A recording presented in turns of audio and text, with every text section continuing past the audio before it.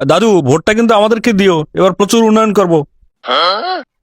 ব্যাংকওয়ালারা নাকি তোর কাছে 1700 কোটি টাকা পায়, তুই আমার কি উন্নয়ন করবি রে? তুই আগে নিজের উন্নয়ন কর। বুড়োগুলো হঠাৎ এত সচেতন হয়ে গেলে কি হবে?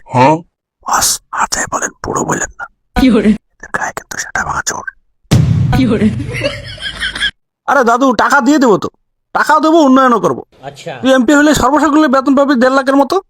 5 বছরে সর্বোচ্চ কত হবে? 90 লাখ, 1 কোটি, আরো 1699 কোটি টাকা ঋণ থাকে তোর। তোরে ভোট দিলে তুই উন্নয়ন তো দূরে থাক, তুই ওর ব্যাংক সহ খাই ফেলবি। শালার বুড়ো, এত হিসাব দেখাইতে বলছে তোরে? তুই বুড়ো কাকে বললি রে? একই দাদু, তোর বাপ বুড়ো হারামজাদা।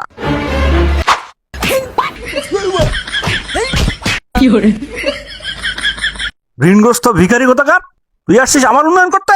প্লিজ আমাকে ক্ষমা করে দাও প্লিজ।